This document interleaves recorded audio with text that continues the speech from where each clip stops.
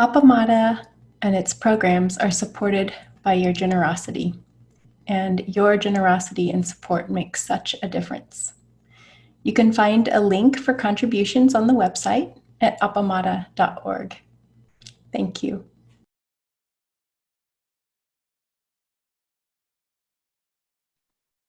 How about we make a little time for some reports from the field? Bodhisattvas, some Bodhisattva reports from the field. How's it been going for the last month? How's it been going working with your precept, or any observations from your learning record?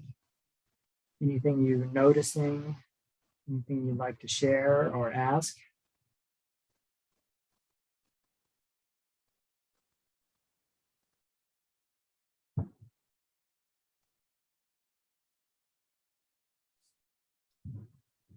Yes, Joan. You're still muted, Joan.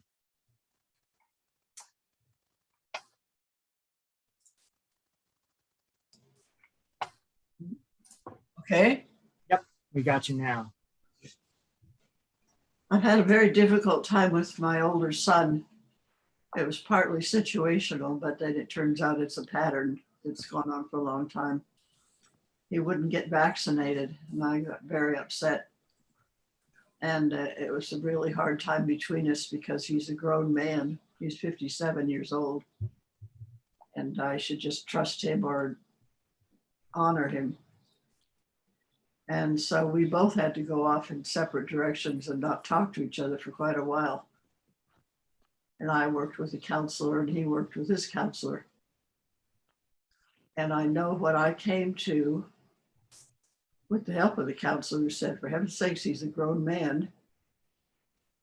Quit trying to be, run his life. And I became a listener.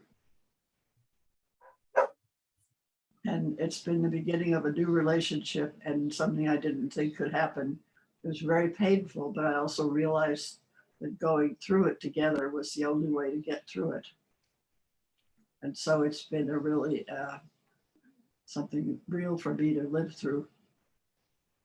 And I think it's related to the precepts. Listening to someone else. And what I've been looking at recently is the part about not holding someone to something they've done one time. Each time you meet is a new beginning. So that's what I've gotten so far.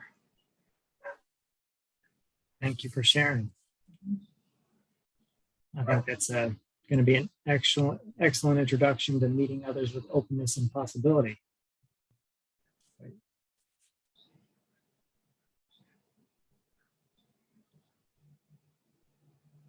Welcome, Lisa. We're doing reports from the field. So anything anyone would like to share about the work they've done over the last month, or observations from the learning record, or anything? I'll share something. All right. Hi. So this month I started seeing a therapist, which is amazing. And it's just something I've wanted to do for a long time. I have a lot of stuff to work out. Obviously, we all do. And, I'm finally in a position in my life where I have time to devote to it. I have, my insurance covers it. So I thought, why not?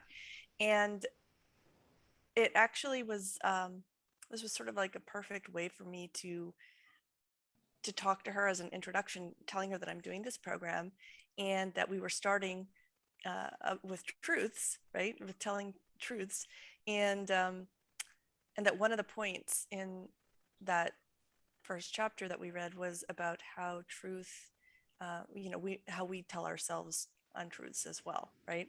And so as I'm getting into therapy now, I find that this is actually a really helpful prompt for me as I sit down and start to work through things, because I have to keep asking myself, am I telling myself the truth? Is this who I am? Is this what my challenges are? Is this how I really feel?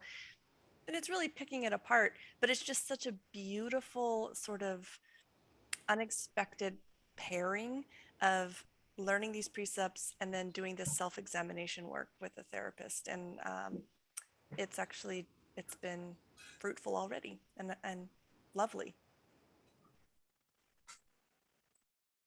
It sounds lovely. Flint always talked about this process, or the process of Buddhist practice and therapeutic work, like the double helix of a spiral, that were intertwined and stair-stepped together, and that together it was the process of waking up and growing up. That's really cool. I didn't know that. Yeah. You have to be awake in order to see what's going on and what you're doing. So, but if you're not doing anything with that newfound attention and ability for insight, it's not going anywhere. So the two do go hand in hand very well.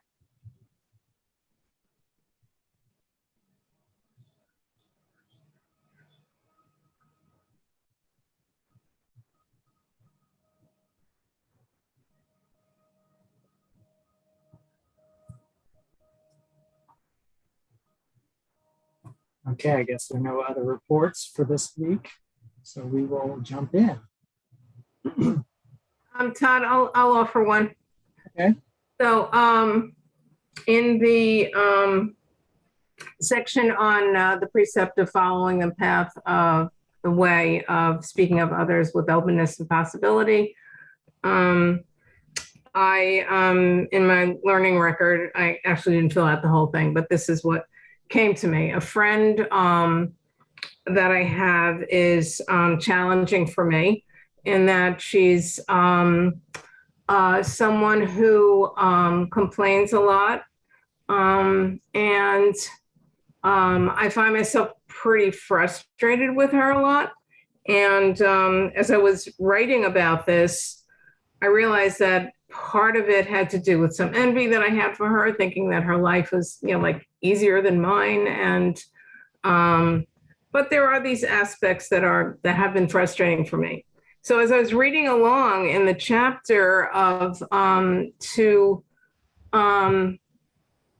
sort of start with your connection with a person like this, to see them as a stranger, I thought, oh, that's interesting. This dead spot would sort of be like who my friend has been since I've seen her last. So like, who is she in this moment? And that was kind of liberating in a way, because we have a plan to get together, and I thinking, well, how will I deal with this few hours that I'll be with her? And I actually thought of something nice to do that we could do together. And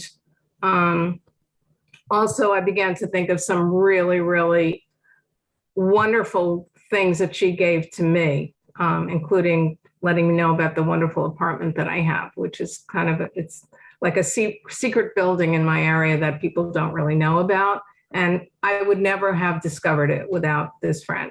And a few things, really, really important things like that. At any rate, so this idea of starting from now with someone that could be difficult was really, really helpful in meeting my friend where she might be in the moment that I next see her. So thank you. You're welcome. Yeah, just that one practice of remembering that you may not know, right? That the person may be different this time, right? And just being curious can really change the whole field.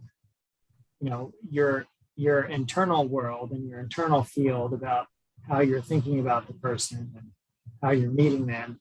And that in and of itself, can shift the whole relationship, because they aren't meeting the same person they met when they last saw you, right? Because you're different, right? You're just in that moment a bit different. So it's a great experiment to do. Costs nothing. And we learn a lot. So thank you for sharing. I think it's great when people decide to speak up and give us little bits of insight and things that they've noticed. Spiritual friendship is one of the most important things on the path, just for that reason, because you're probably not going to run into other people that you just have the occasion to talk about the precepts to, right, in daily life. So Depends on your kind of friends, I guess. Yes, Fabienne. Yes, Todd, I realized that I go from one extreme to the others. That's what I realized when I paid attention this month. Either I'm quiet and I don't say anything, even if I want to say something, and I think it's by fear of being rejected, so I prefer to be silent. Or then some other time, I'm going to be part of a conversation and add something just to be accepted by the people. But I feel like what I'm saying, I mean, like I caught myself the other week saying, oh, have you noticed how much she had put on weight? And I'm like, what on earth went through my mind? Why did I need to say that? It's so, and then something funny, well, not funny, but I realized when I was writing about the precept tonight, there was one person to who I have no fear of being rejected, or I don't hide anything, and it's my son. And to the point that when I was writing, I felt like sometimes when I talk to him, like, so I like all the last months I've been really careful when I felt like most of the time I was careful when I was talking or was reflecting afterwards when I say something like about the lady put on weight. But I realized that when I talk to my son and I'm not scared to be rejected, or I don't try to be accepted by him, because I don't know, it's like he accepts me, yeah, for who I am. And I realized when I was writing, it's like I lose that perspective. I'm not reflecting on the way I'm talking about certain stuff with him. I don't know if that makes sense. It's like I'm losing a certain kind of awareness. And it's not that I don't care about how to talk, that's all the opposite. But I feel like I wasn't aware when I was talking to him the way I was to other people or the situation. That's what came out of the writing tonight. Interesting. Thank you for sharing. And congratulations on noticing you're commenting about other people. Right? Because most people would just make the comment and not even realize, oh, I just did that, right? So. It was really good for me. It brought me, I learned a lot about myself by doing those exercises. And I know that I told you myself about the learning record the first month because it had to be done perfectly. And I realize now that I'm not always filling out all the boxes, but I have more question of what the situation raised to me. Like, did I do that because I wanted to be accepted or things like that? So I really enjoy the white, even if it's sometimes it has bumps. Right, right. Thank you. Just out of curiosity, did anyone have a moment when they maybe realized or felt like, my gosh, I had no idea how often I tell little fibs? I see a head nod, one head nod, a few. I had that when I went through the Precepts class, it was like almost a panic, like when you started realizing how often you did it throughout the day, just constantly, well, maybe it was just me, but constantly stretched the truth, gave half truths, and fibbed a bit. So it was very, very eye-opening to start to see what I was actually doing. Joan? Well, I had an experience with a friend. I found her really unpleasant to be with because anything we talked about, she would complain. And so I've avoided her and she can see that. So my way of dealing with it is to not be with her, because I don't know how to do anything with it when I'm with her. Yeah.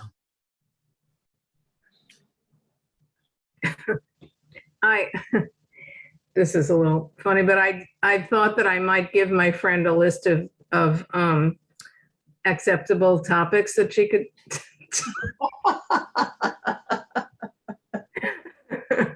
Of course I won't, but that was a little fantasy. Yeah. That's a fun one. The other thing I realized that she's talking about, she's got some real painful things in her life. And I don't know how to, I don't want to get into those with her. A son who's bipolar and his wife won't let him talk, you know, things that are really painful, but I can't be part of that, I don't think. I had a similar experience this month. I have a group of friends that, in our case, this is, you know,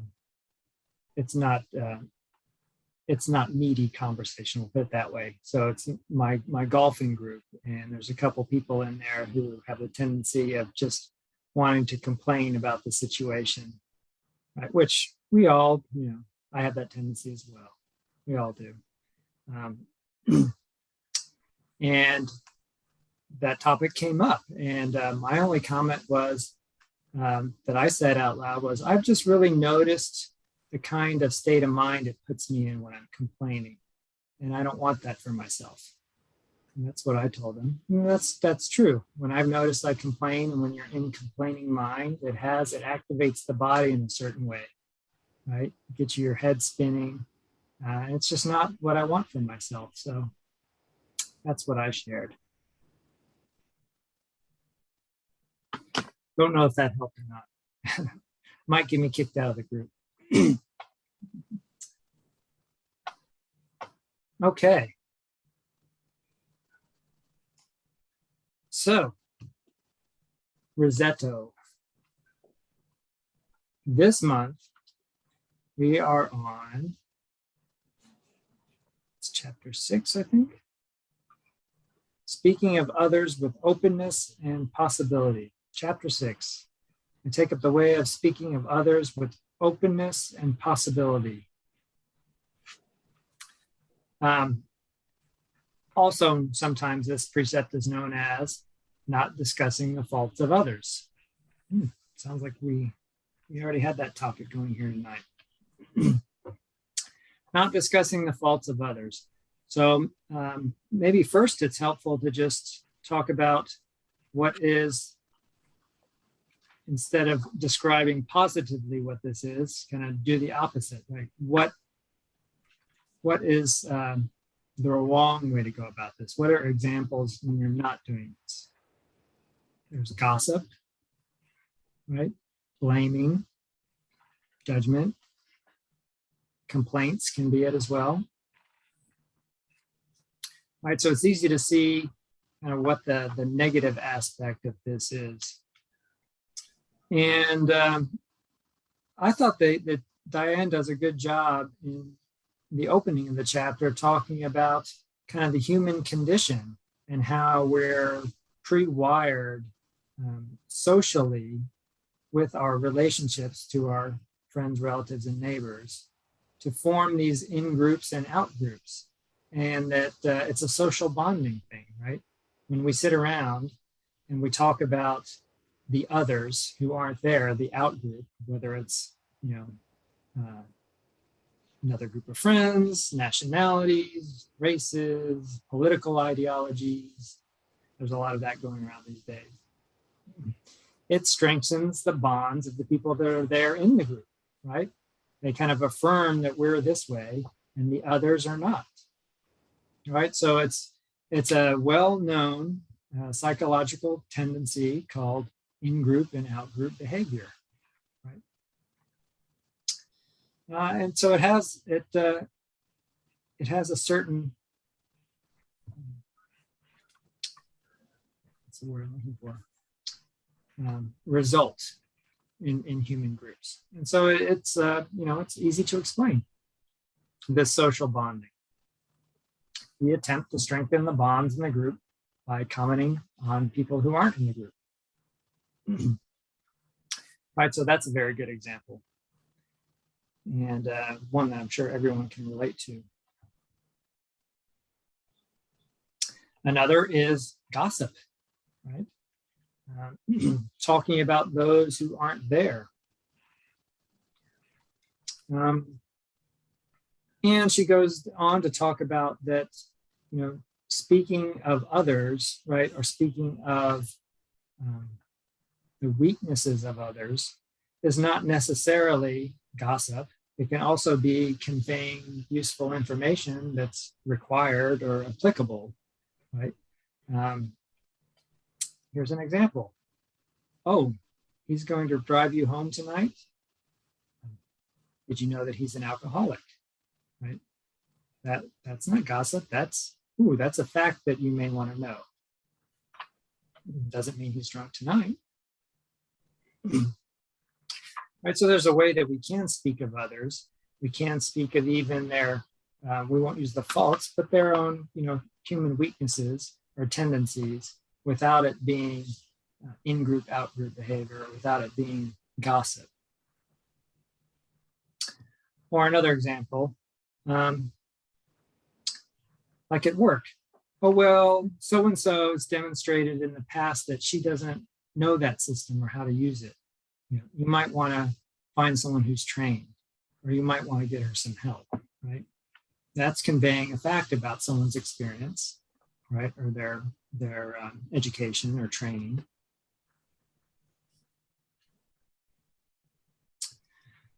So the alternative to this in-group and out-group talking is what Diane calls standing alone, right?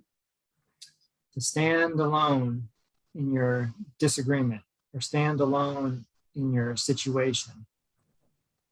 And she's not saying to, not talk to a trusted advisor or to use someone as a sounding board. But the point she's trying to make is not to use venting, right? Or not to use this in-group or out-group behavior as a crutch. Conveying information is okay. It's the judgment that starts to get to be an issue.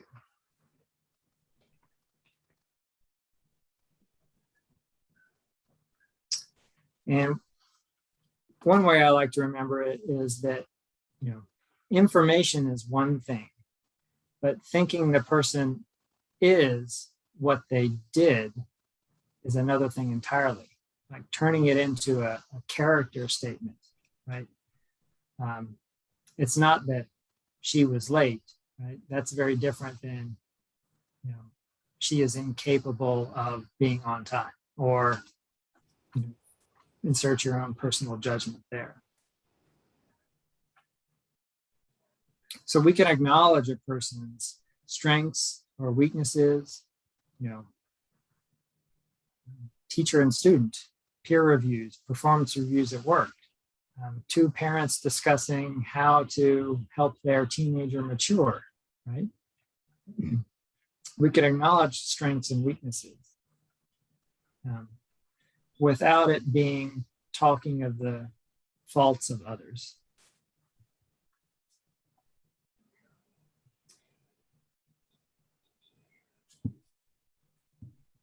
And a key topic that Diane goes into is our personal investment in it, right? Which gets at what the intentions are behind our words. And I'll read for you for a bit here on page 67. Personal investment is a way to think about the intention of our words. This is what really matters. We can respond to an inquiry with openness, shade the information with a bit of judgment, or leave out all the information and present not a fact, but a criticism of that person. We may think that we are being direct and honest, but if we are unaware of our intention, even in communicating a simple fact, a subtle voice inflection can turn a communication of the fact into a subtle put down. It may be very important to communicate the fact that a person's actions have been harmful to others. It's another thing, however, to freeze our view of that person by speaking of him as if that is his permanent way of being. Right, so it's really important that we distinguish individual actions and try and not let ourselves go down that slope of turning it into a solidified, fixed view of someone, right? This is the meeting the stranger, or as John was saying, beginning to listen openly. Rosemary's excellent example of what it was like to meet the same old friend, right, with a new mind, right? One that's open. So we have to be careful of our personal investment, of what we think we're going to get out of it, right? And that can be a very good inquiry for yourself. You know, if you do a learning record observation of, a time when you catch yourself speaking of the faults of others, or not being open with them, to try and ask yourself questions about what you get out of it. Not only what you get out of it, but what your personal investment or goal may be. They can be very enlightening.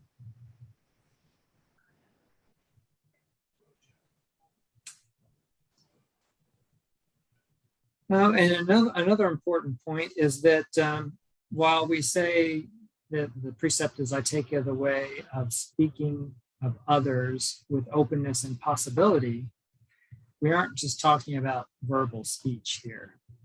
Right? The speaking of others can point to our unspoken fault finding, the unspoken fault finding conversations we have in our own head. Right? While no one else can hear them, you're wearing the same groove, the same track in your mind. You're just doing it quietly. Right? So it's really no different.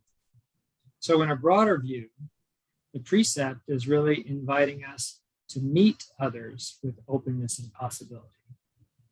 It's really not the speaking of others. It's almost like the speaking of others is a symptom of how you meet others, right? It's, if you meet someone with openness, you're probably not going to speak of them, in a closed-minded way. So really, we're invited to meet others with openness and possibility.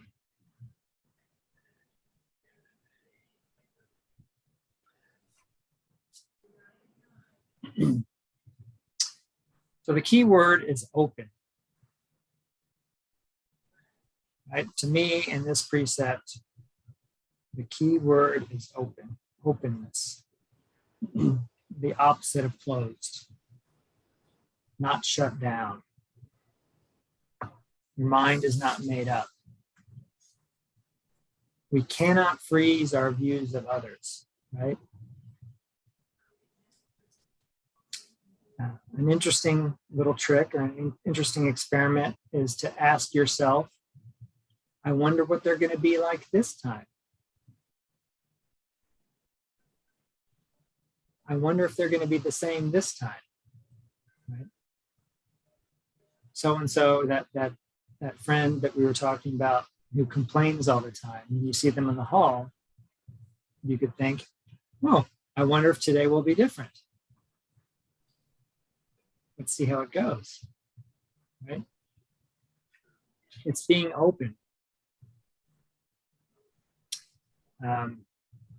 This is especially true, especially difficult and challenging with our close relationships, right? The ones that have the well-worn grooves where we're, absolutely sure we know how they're going to react, right?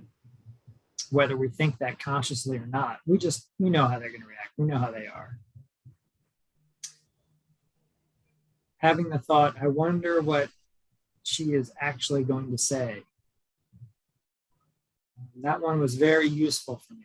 when I would be in the middle of conversation and I would find myself going, about to do an eye roll. Oh, here we go. Nope, stop that. And try and replace it with, I wonder what she's going to say next. And then you try and be like the cat watching the mouse hole, see what comes out. Is it a complaint? You don't know. If that's the dead spot, right? Rosemary, that we were talking about, right? You kind of hang there in limbo. I don't know. I don't know. I wonder what's going to happen next. That is the openness and possibility. I'm pausing there because you look like Rosemary looks like she's about to say something. I was just wondering whether, I don't know that there's an answer to this, whether our openness with, a friend that is, we've found difficult, if that could affect their own openness to how they are. Oh, absolutely. Yeah, I think there's no way to separate the person from the interaction, right? And when you change one side of the interaction, you change both people. And whether or not that's consequential or not, it's another story. But you put your thumb on the scale every time Right. you act, right? And especially in those interactions that how you put your thumb down the same way every time, and you know how it goes every time, it can be really interesting to just try something else. Had that experience recently. I'm a co-treasurer for this nonprofit organization, and it's comprised of volunteers, but they're volunteers from all walks of life. And the way we had divvied up responsibilities, I'd been making an Excel sheet and paying bills online, and this other person had been making cash deposits at the bank, except in this particular case, they weren't making cash deposits at the bank. They were holding the cash in their home for weeks at a time. So it became this huge controversy within this organization. And, I found myself approached by a lot of people who were expressing concern for good reason. And certainly in some cases, I jumped on board with the criticism, or at least took some glee in humorous comments that were made at this other person's expense. And but I also had the experience where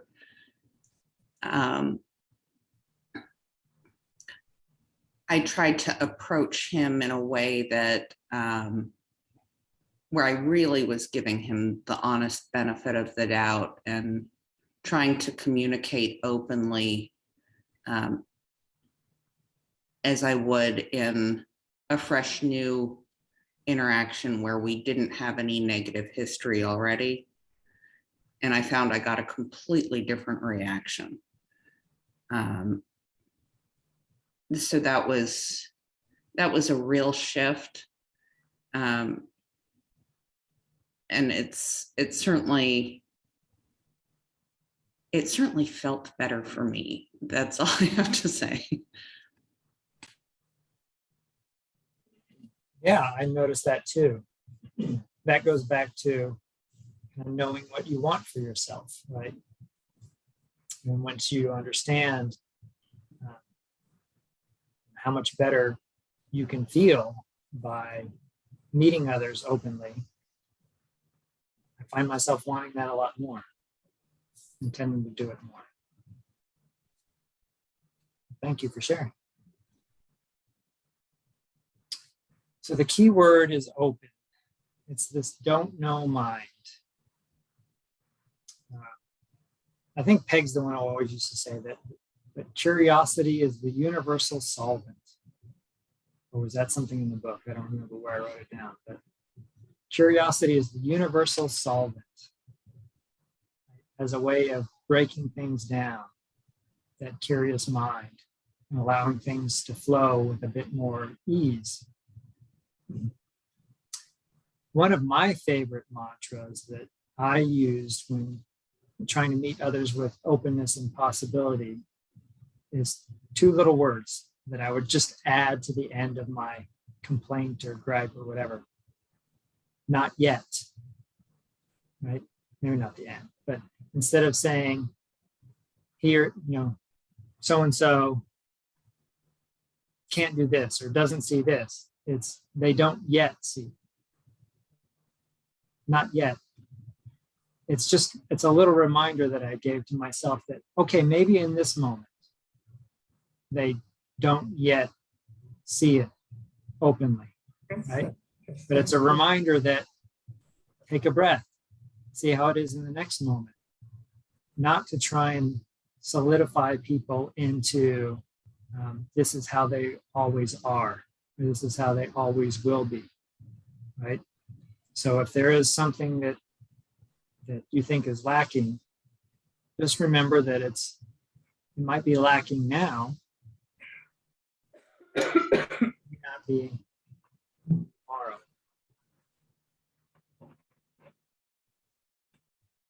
So again, this isn't just about speech. Are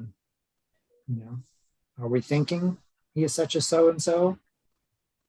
Right? We're speaking it to ourselves in our own mind. It's the same thing. And in meeting others with openness and possibility, we do it with our whole bodies. How are we standing? Which direction are you facing? Are your arms crossed? Are you looking them in the eye? Are you giving them your full attention? Meeting others with openness and possibility is not just about our mental views, right? It's about your body. And I think I already gave the example last week where I was talking about how I noticed that with certain people, especially when I didn't feel like I was on equal ground with them, in actual, in real life encounters, I wouldn't turn towards them. I would be talking to someone, but I would keep like shoulder to shoulder, kind of look out the corner of my eye. And I had to start learning to make an effort that when someone approached me or I was interacting to actually turn towards them, literally. It was hard at first. But it was one of those little shifts that made a very big difference. I don't think to them as much as it did to me, because I stopped and I faced them and I met them, regardless of what I thought when they were approaching. So just remember, this isn't something you just do with speech. This isn't something that you just do with your thoughts, right? Like everything else in Zen, it's an embodied practice. So look for the ways that you meet or don't meet people with your bodies as well.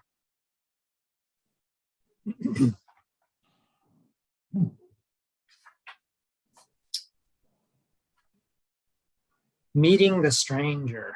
So one of the sections in the book, right, that we were talking about earlier is learning to meet others as a stranger. We need to be like anthropologists, right? We don't understand these people or their customs, right? We can be open to try and learn, how do they talk? What words do they use? How do they position their bodies, right? What are they conveying to us, right? And this is just exercising that open mind muscle, right? The practice of trying to actively not know. We're trying to retrain ourselves to actively not know. Just as a little practice to make it a bit more like second nature. Diane says, when we meet others as strangers, our hearts are open to possibility, change, and reconciliation. We haven't decided what one another is, and only know that person as she presents herself in this very moment. Yesterday, you may have exchanged a few harsh words and thought her disagreeable, but today, in this moment, where is disagreeable? I like to think of our fault finding as tinted glasses, obscuring a clearer view of who or what we meet at any given time. If you meet that person with the words of yesterday echoing in your mind, then your glasses are tinted disagreeable. You cannot meet the other as a stranger. How do we assume or not assume that a person has changed since yesterday? As long as we insist on seeing him through our memories, those glasses will not allow us to meet him openly and with possibility.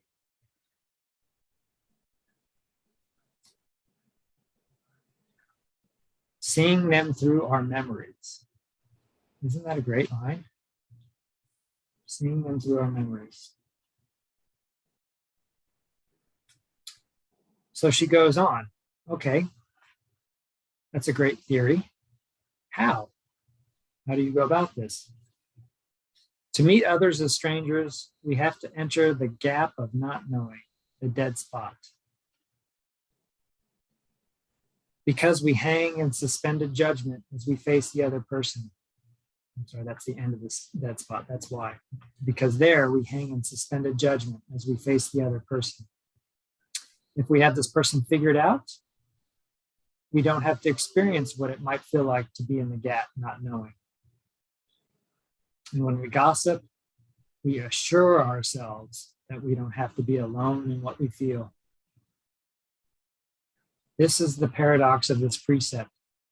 In order to truly know someone, we have to be open to the possibility of change and admit that we can only truly know that person in the present moment.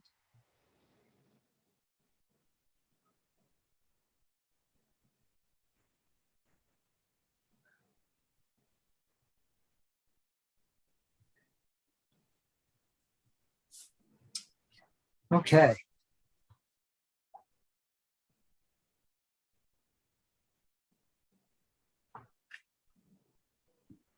So then she goes into the practice, stopping and taking inventory. Take a week to begin noticing the obvious and subtle ways that you talk about others, overtly, surreptitiously, covertly. Keep a journal. And we talked about the process last week. Learning record observations are good for this, right? During this next month. You can look for little instances where you don't meet others with openness and possibility. Look and listen, try and focus in on how it happens, when it happens. Are there particular circumstances that reoccur? And try and document your experience, your emotions, your bodily sensations.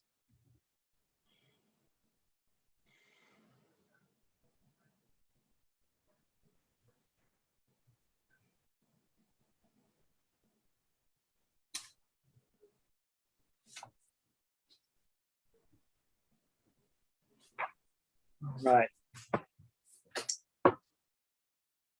Thoughts, questions, comments about meeting others with openness and possibility? Yes, Mitch. And one thing that comes up for me is like when I see myself doing and others doing, it's instead of being open, you stereotype somebody. You see somebody and they look a certain way. So you have your preconceptions about, oh, they're gonna be this certain way. And that's just the opposite, I think, of being open to someone. So I know I fight with that. And I try to, if I see somebody, if they're well dressed or they're not well dressed, or they're unkempt, I have to say, put that aside and go, well, just listen. What are they going to, what are they actually going to say? And don't. If I'm not careful, I could even turn what they say to try to make it comply with my preconception. I think I have to fight that to make sure I don't do that. Yeah, that's such a great point. It's so easy for us to cherry pick out little observations to prove ourselves that our stereotype or our preconceived notion was right. And just go on with our day. And I would think you in particular have a very challenging job as far as the practice you're describing. So if you guys don't know, Mitch is a judge. So very challenging. I'm sure you get many opportunities for that kind of practice. Yes, comes up all the time. So. Yeah. But I feel it's the same way for a teacher. Every day when he or she stands up in front of a classroom, if he goes or if she goes back with what happened yesterday, the day is already won or it's already challenging.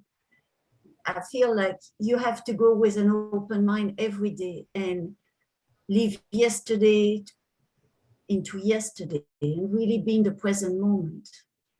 And also don't look at the kids with what happened previously, because you don't know what happened outside the school, and you have to stay open mind, otherwise it doesn't work. Yes, thank you.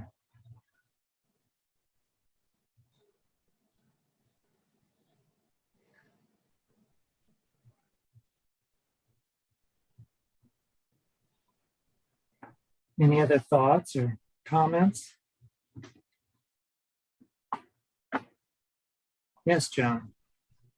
Well, I live in a senior community and we've been really closed down. So our opportunities are, we try to keep them minimal instead of being with groups of people. But also there are two levels. There are people who work here and are, have jobs working for us, caring for us. And so our relationships in those cases are on a different way. They're not social. But when I asked Flint about it one time, he said, be sure that you look at someone directly and you ask them their name and you call them by name. So they're individuals. And that I can do. But I mean, so many people have moved in here and we've not gotten acquainted because we're so distant. It's, it's not the situation that I've had before. And it's really restricted pretty much. Our communication with our family is via FaceTime or Zoom or something. So I don't know how this affects us. I know that in some ways what you're talking about, I don't want to make myself vulnerable to someone. That's a good observation. I mean, somebody who might need some help or something, I just don't feel like I'm there. Mm-hmm. And that's a defense. I'll think about that, I guess. Yeah, that would be a good one to work with this month. Can you meet someone openly, right, without necessarily having to give into what they want or having to be vulnerable, right? What does it mean to be open to them and still respect your own need for personal protection? Well, I've chosen at this point to spend my time and my care for my husband, who's 92. And so we got a lot of little things to deal with. And so that's where time is going.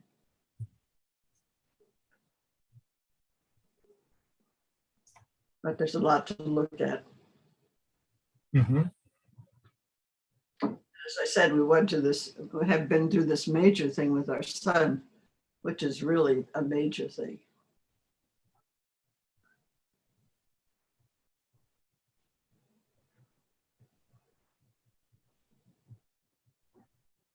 Yeah, there's a lot. It's a very deep topic. A lot of rich opportunity to learn about ourselves mostly, but at the same time, you meet lots of new and interesting people, maybe ones you already knew before. I wanted to say to Joan that it sounds like in this therapy with your son, it sounds like you're doing exactly what the precept is saying, that you found a way with a helper, the therapist, to start fresh, kind of. Thank you. That's true. And I mean, I just keep thinking, well, I should do that all the time, but that was a pretty major one. We'll just go with that for a little while. Thank you.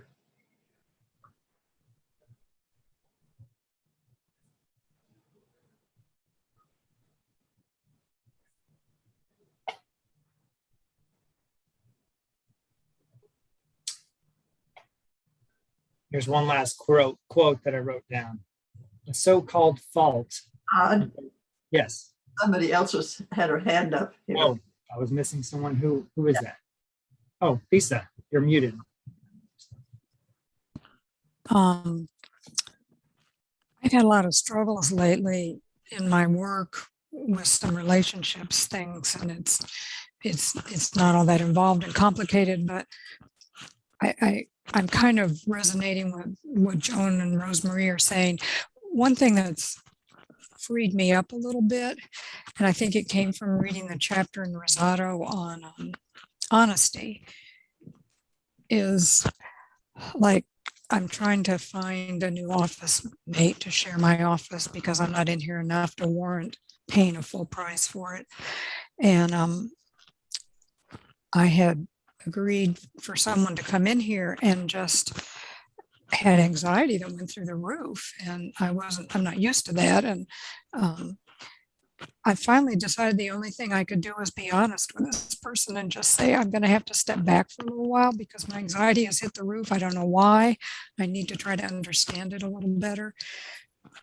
I think I've felt a little freer in the last month or two. All I need to do is be honest, and not cruelly honest. I don't recommend that, but and I guess it's being vulnerable, because clearly I didn't present myself in the best light by saying, my anxiety is through the roof here, but it seemed to be appreciated on the other side. I thank you for just being honest about what you're going through and why I hadn't heard from you.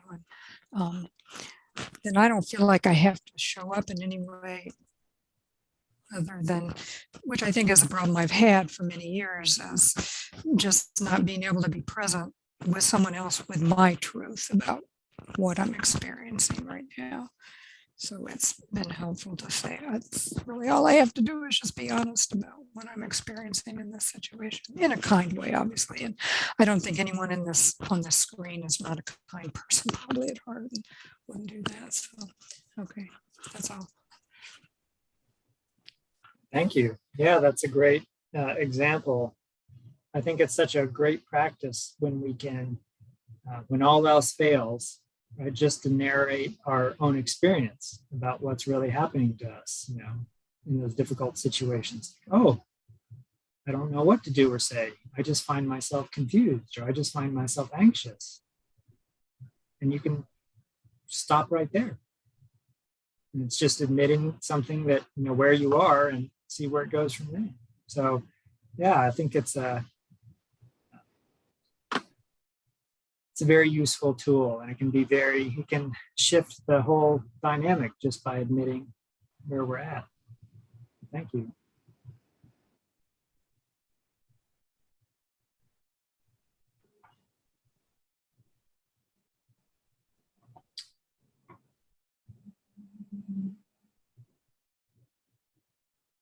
Okay.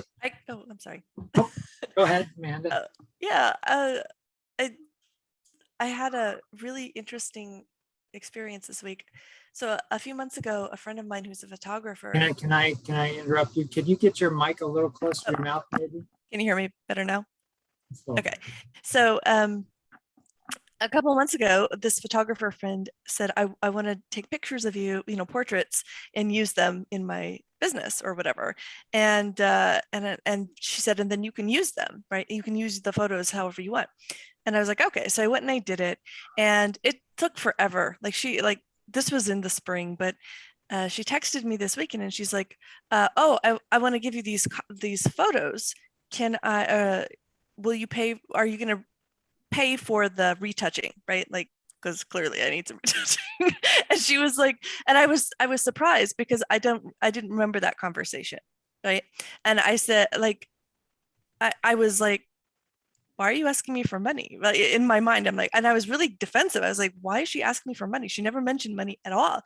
And then I sat with it for a long time, and she texted me again that evening. She's like, did you see my last message?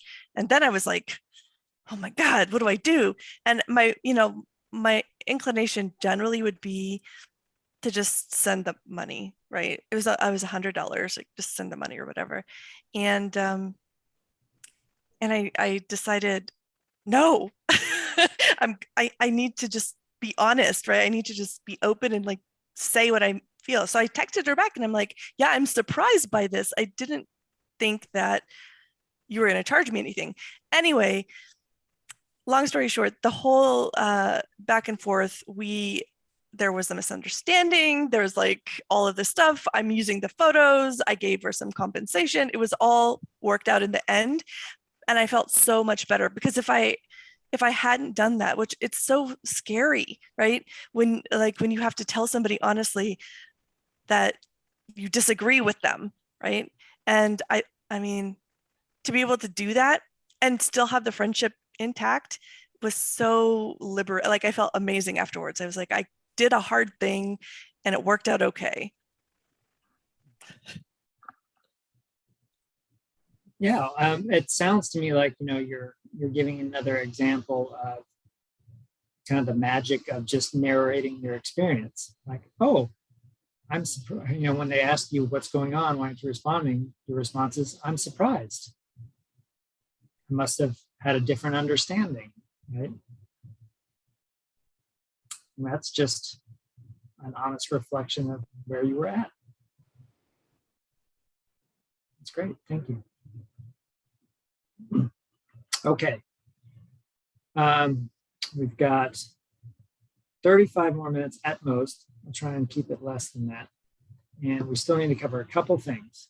So tonight we are going to give you an overview. I don't know who we is, because it's just me here. But one of these nights we're going to bring in some other voices. Anne might be here next month to talk about sewing. We're going to give you a brief overview of internal family systems. And then we, hopefully by now you've read the first chapter of Dale Wright's 6 Perfections, which is on generosity. And I might say something about that, but I also just found out as I was going through archives, a talk that Peg did on chapter 1, generosity, of this book in 2010. So, and it's like 40 minutes long. So if we don't get to that, I might just email you guys the link to that, and you can listen to it sometime this month if you're interested in hearing what Peg had to say about that chapter. Okay, so internal family systems. So we talked for the first class or two about Hakomi, body-centered psychology or somatic experiencing. And this time we're going to talk about IFS. And the first question you may have is, isn't this a Zen Buddhist class? Why are we talking about internal family systems? Right? Same question you could have had about Hakomi. And it goes back to what we were talking about at the beginning of the class about kind of the double helix of waking up and growing up, right? That Buddhist practice has always had a focus on awareness, attention, and self-reflectiveness, right? But maybe it's not nearly as strong in trying to help people understand what do you do with those things that you're learning about yourself, right?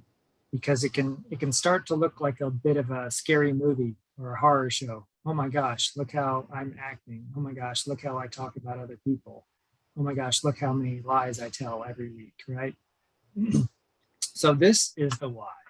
So these, again, this is not therapy. I'm not a therapist, but we're giving you little tools that we found over the years people find very helpful for how do you think about the things you're learning about yourself, right? And what do you do with them? It kind of gives you a little bit of a management toolkit. So that's the why. So this is a good one that a lot of people find very helpful. So internal family systems, or IFS, it can be especially helpful in working with the precepts. So working with the precepts basically is an exploration of how you meet your world, right? We say that, Zen is all meeting, it's all relationship. So this work with the precepts begins to strengthen our awareness muscle of how we meet others and how we meet the world. And in doing this, many things will come up. Some of them you may not like. So this model helps you understand what you find, and to try and keep you from falling into the ditch of beating yourself up. We don't want that, right? So discovering useful information, right? You can whip yourself with it, or you can learn, right? And we're looking for the latter. So IFS was developed by Dick Schwartz in the 1980s. He was a highly trained psychologist, trained in the family dynamics model. So he worked in family dynamics with groups of family members in their interpersonal relationships. That was kind of his field of study. But in particular, he worked with kind of a central figure in each family group. Was normally someone who was an eating disorder patient. So that was kind of his specialty. So he was working with eating disorder patients. He did this for many years. And one of the things he started observing is that he could diagnose and identify shortcomings in the family dynamics, and even get to the point where the family dynamics were starting to repair themselves. But in many cases, the disorder still persisted. So there was something that it wasn't doing. And he was trying to find something that would be more useful, right? Or get at the hidden places that were still stuck. And as he went about this work, he started noticing people would say things like, well, part of me just wants to die. And people would talk about these, scary parts of themselves, or the part of themselves that wanted to die. And he started to explore this more and more. So as he explored these parts with people, eventually he would encounter parts where people would say, oh, well, that's not a part of me. That's who I really am. Right? So they would talk about the part of them that wanted to die, and then they would talk about who they really were, right? Or the part that they really were. Not that they, it wasn't always, the other part was good or bad, and the part they really were good or bad. That flips and flops depending on the personal characteristics and traits, right? But he was very interested in these splintered parts of people. And we're not talking about extreme cases of this, like delusion. We're not talking about that. And we're not talking about schizophrenia. We're talking about just normal walking around people, folks like ourselves, right? We all kind of can view ourselves as having different aspects, sides, and parts of ourselves. All right, and so this is a model. And what a model is a simplified, not exactly true view of the way something is, but provides us a map of how to navigate, right? So this particular model, it's going to have a lot of shortcomings. It's not who you really are, but it gives us a little map on how to work with these things that come up. So that's the high level. All right, so the basics here. We're going to start with the principles of IFS, and there's a handout I will send to you after this is over and post to our group page.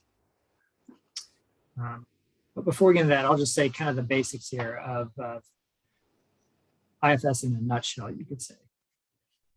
So IFS in a nutshell, it begins by positing that the mind is made up of multiple parts, right? That we're all made up of multiple parts. And that underlying each of these parts is a person's core self or a person's true self, kind of capital S self in IFS terminology. And there's just not one or two parts. There can be many parts. There can be many, many parts. And they don't exist in a silo.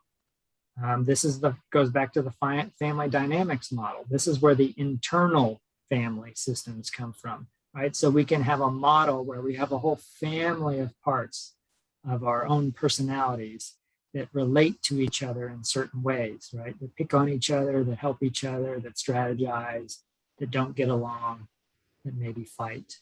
So this can be viewed as a family system, internal family system. And a core tenet of this is that every part has a positive intent. Every part has a positive intent, even if their actions are counterproductive or dysfunctional or maladaptive, right? Our model is that each part has a positive intent. And IFS's aim is to heal these wounded parts and restore some mental balance to our lives. So, the assumptions of the IFS model. Changes, whenever you share, it changes all my little windows of view. I have to get them back. Now I see it. Okay, assumptions of the IFS model. Multiplicity. It is the nature of the mind to be subdivided into an indeterminate number of sub-personalities. Self-leadership. This is the capital S self. Everyone has a self. Self can and should lead the individual's internal system, right? We want this capital S self driving the bus. We don't want the angry part of us that doesn't like XYZ driving the bus, right? We're not going to ban that part, right? No parts are banished. They all have a positive intent, and we're going to work with them. But we don't necessarily want to hand them the keys. So, positive intention, I already mentioned that one. The non-extreme intention of each part is something positive for the individual. That part of you is there because it is trying to fulfill a role. It's either trying to protect you, trying to manage you, trying to serve you, right? They have positive intentions. They just go a little astray, right? And sometimes they need a little course correction. 4, systems. As we develop, our parts develop and form complex systems of interactions among themselves. Systems theory can be applied to the internal system. So hence the name internal family system. When the system is reorganized, parts can change rapidly. So this is good news, right? You may not be your ideal self yet. There's that not yet, but they can change rapidly when you start to meet them in a different way. Transformation. Changes in the internal system will affect changes in the external system and vice versa. The implication of this assumption is both internal and external levels of the system should be addressed. Okay, so this is not just going to be a personal experience or experiment that you do with yourself, right? This is you and your world. So we're starting with internally family systems, but your external system needs to be addressed as well. At the heart of each part is the self, capital S self of the part, no matter how extreme its role or distorted its beliefs. And just a note about capital S self, so large S self, in Buddhism, we would call that your boundless Buddha heart mind, right? Bodhicitta, the awakened mind, big mind. There's a similar connotation here in IFS. All parts have self at the center. they carry the burden of the role they've taken on. So we're going to talk about the different types of parts. They grouped them into categories. But each of them has a burden, right? It has a downside of its maladaptive behavior it's taken on to manage your life. The burdens of parts include beliefs, feelings, ideas, behavior, and stories about you, about others, and about the world. So we're going to learn to unburden these parts, to help them carry down, let down their burden, to let go a little bit and move more freely. We don't get rid of any part. We get rid of its burdens so that it can return to its preferred role.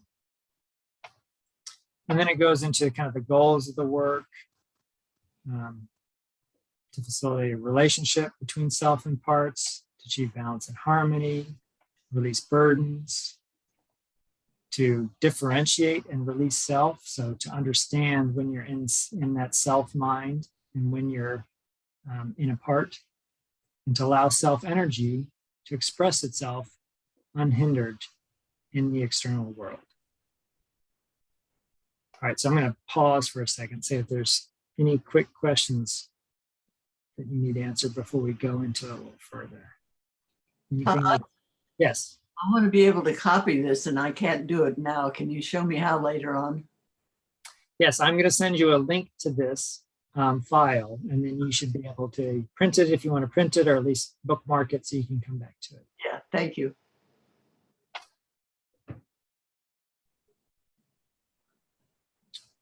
Okay. So these parts that are created, I think I'll see. We're going to go into that. We'll go into that in a second. So we'll stop here. So these parts that we create and form all throughout our lives, they often happen when something gets missed, right? Often as a child, whether it was something traumatic, right, and big, or something small where just the child was missed, the parents didn't see, they weren't listening, and then these parts form a particular belief or view, world view, like, I should never speak up because they don't hear me anyway, right? I'm making things up here as an example, but we can have these little parts of us where in developmental experiences, kind of pivotal moments in our lives, a part gets formed by when something was missed or shut down. And so this work is to try and identify those parts and recognize them when they come up, and then start to work with them to find out what was missed, what got split off, what got spun off or buried as another part, another belief system, right? And to learn to work with it and unburden it, to bring it back to self energy. So what is self? The qualities of self leadership. So this is his little reference to, if you're in self, if you're inhabiting that self leadership, that Buddha heart mind, it's going to have the characteristics of these 8 C's, right? If you are not feeling these 8 C's, then you're probably not operating from big self. You're probably operating from more of a part. So calm, curiosity, compassion, confidence, courage, clarity, connectedness, and creativity. Calm, finding inner stillness in the midst of activity, bringing calm in difficult situations, having a calming presence with others and with our own parts, easing tension, anxiety, anger, and conflict. Often, if you know someone who's a very a good example of a spiritual teacher or someone who's done a lot of this opening kind of work, right? As you read this list, I want you to think about that person and do you see the parallels here, right? Do you see them as someone who operates from this way of being? curiosity, being genuinely curious about yourself and others instead of becoming upset or judgmental over what other people do or say. Compassion, recognizing all forms and signs of suffering and not turning away. Seeing behind our own or others' extreme parts to see the fear or pain behind them. Confidence, trusting that even if other people are upset with you or you make mistakes, you can experience yourself as a good, worthwhile person. Courage, facing difficulty with equanimity, not retreating into some form of escape, denial, or self-soothing. Speaking for your own parts when they are activated, and also apologizing to others for the harmful or extreme behavior of your parts. Speaking for is important. So we'll talk about the difference of the part speaking for, speaking for you. I didn't say that right. Speaking from your part, right? Where the part is speaking, maybe raging, yelling, doing whatever it's doing, is one thing. Being in self, calm, curious, compassionate, confident, and speaking for that part to say, I notice I'm feeling very anxious. To say, oh, I'm surprised by that. A part of me is really surprised by that, right? That's not speaking from the part. Those examples you guys were giving earlier, those speaking for it, on its behalf, right? You see the difference? Yeah. Clarity. Maintaining a clear, undistorted view of situations, seeing beyond your own perspective, making skillful use of the capacities and resources available in yourself and in the situation. Connectedness, maintaining open, caring connections with all parts and with all people. So this is the not banishing any parts, right? Not pushing any of them away. We're going to connect with all of them. Not distancing, alienating, distracting, or isolating yourself so that you can be fully present. Not trying to fix or manipulate others in any way. And finally, creativity. Radical openness to possibilities. Embracing spontaneity and improvisation. And cultivating skillful means for expression. Being free to realize creative potential. Embracing wonder. All right, so these are the 8 C's, the qualities of self-leadership to help you recognize when you're in that larger S self versus when you're in a part. So there are 3 types of parts. There are exiles, managers, and firefighters. So the exiles. The exiles are the parts we don't know we have, or we know we have and we don't want. Right? They're the parts that we can't admit. They're the parts that we push away. They're the parts that we try and hide, or that we don't want to look at. Right? They are exiled. We are exiling them. Right? Or they were exiled by others, maybe by our, by our parents or parental figures in our youth who saw some aspect of us and condemned it, pushed it away. And we took that on personally. Oh, that part of me is bad. That's what they said, so it must be true, right? Parts that we don't know we have or don't want, that we can't admit. So often these can represent some psychological trauma, often from childhood. They're parts that become isolated from the other parts. They don't tend to interact with the other parts. They tend to polarize the whole system, dragging it to one extreme or the other. We can view them as dangerous, right? That's why we've exiled them. Maybe we exile our anger because we're afraid to be angry. We're afraid we're going to be violent. We're afraid we're going to say something damaging. That's just one example. So exiles often have this component of danger. We're worried the exile might destroy things. The exile might destroy people around us or our relationship. They might just burn down the whole system. Right? Better keep them locked up and pushed away. That's the exile. Managers. So managers are our protectors, our preemptive protective role. They help manage our way through life. They guide how you interact with your world, protecting you from harm, preventing traumatic experiences from flooding your conscious awareness. Right? So a manager kind of helps you manage that exile.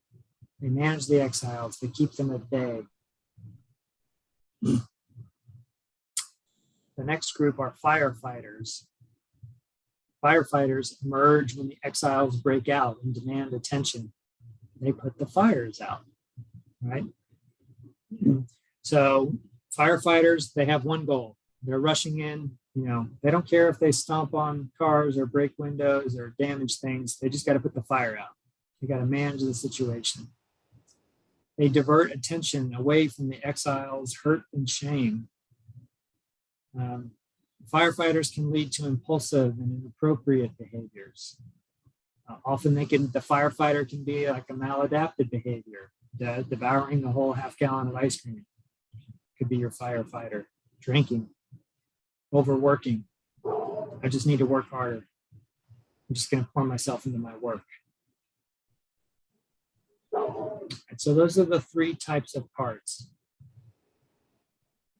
And the difference between kind of the interaction between parts and self, they use the term blending, right? Blending, when you're blended with a part, that's when the part takes over. That's when that part is jumped up into the driver's seat in your brain and it has both hands on the wheel. It's the one who's, when you find yourself, yelling at the grocery store clerk, right? Or, you flipped your lid and, a part of you has taken over, right? So blending is that time where your higher self, your large F self, with the 8 C's is not in control, right? And you notice that, you were blended with a part. And that can be your enter here sign, as Rosento would say, that there's some work that needs to be done, or that there's some investigation. You have an opportunity to learn. Oh, I was blended with a part. What kind of part was that? The parts want us to see through their eyes, right? To believe what they believe. It's often useful to think of this as when you have this experience, that's a part asking for help, asking to be seen, asking to be worked with.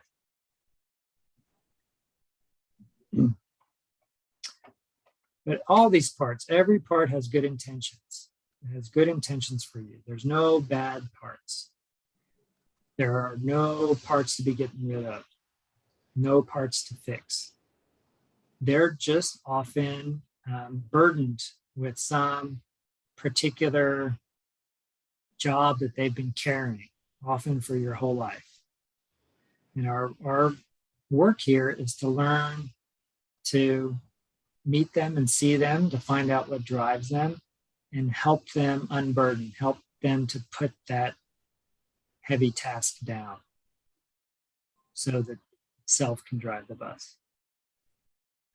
All parts are helping, but as Peg likes to say, often they help like 3-year-olds help in the kitchen. Where they just make giant messes and it takes you twice as long to do anything, right? So they help like 3-year-olds helping in the kitchen.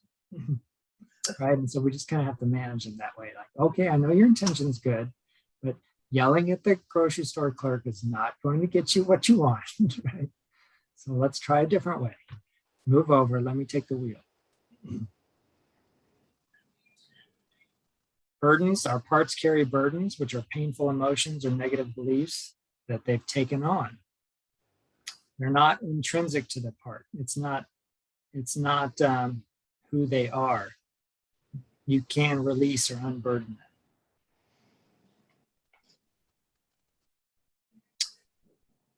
So that's the model, right? The model is, let's pretend we're made up of parts. Let's pretend we have this big ass self. Let's assume they have these qualities, and let's try and work with them that way and see how it goes. And often people will find this a useful model for learning about themselves and finding a bit of freedom. So we're almost out of time, but I will send out some information on kind of how to go about this work, how to dig into it a bit. And there, in particular, there's a handout here on Zen and internal family systems and working with parts. We won't go through the whole thing here, but it gives you some steps about how to notice a part, how to notice when you're not operating from self, how to explore the part to try and find it in feeling tone and in the body, how to bring it more into focus, more into awareness, learn about how you're feeling towards it, right? And often, really the model here is you work with them just like they're a real separate other person. You kind of literally sit down and you have a conversation, either out loud or in your head or writing with that part, asking it questions. What is it that you want in this situation? Why do you look at it that way? You know, how do you feel about, you know? So we work with these parts just like they're a valid other in our own world. And then in the third phase, we learn about how it's connected with the other parts, how it relates to the parts, how does the system work? And then there's some writing exercises for working with these protectors and managers. So that is your crash course in IFS in about 25 minutes, to be followed up with handouts. What are your thoughts on this? What questions do you have? And if anyone has done this work before, what do you think about it?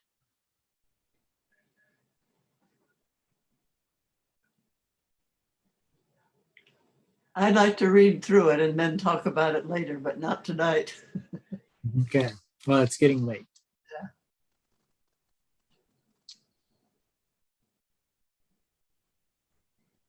Anyone have any questions? Anyone having a horrible adverse reaction? It's okay. I often did, but now there we go. Thank you. Yeah, I've actually also already experienced this with my own therapist, and I'm going to have to practice meeting this with openness and possibility again. So you're saying you've seen this adverse reaction before? Is that what you're saying? Oh yeah, and my therapist tried this with me. It's just that. Oh, tried IFS with you? Oh yeah, no, yeah, Oh. it did. It didn't really work. We had one session. And that's okay. It's not a requirement for this work. But like I said, we're just trying to give you a few different tools for your tool belt to work with what comes up during this year of the precepts.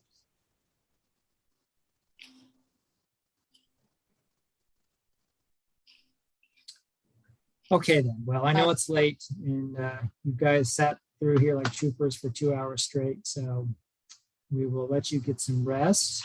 If you have any questions or comments, feel free to email me or ping me throughout the month. I'm happy to talk at other times if you'd like. And sometime probably tomorrow, I will get you all these worksheets and information. And next week, so next month, before next month, try and remember to do learning record observations. They're very useful. To try and do at least one observation about every week. It'd be very helpful if it involves one of the things we're talking about or one of the precepts. And for next month, read up chapter 7 on meeting others on equal grounds. That will be our next precept. Thank you very much, everyone. Thank So you. good being with you. Thank you for your openness and willingness.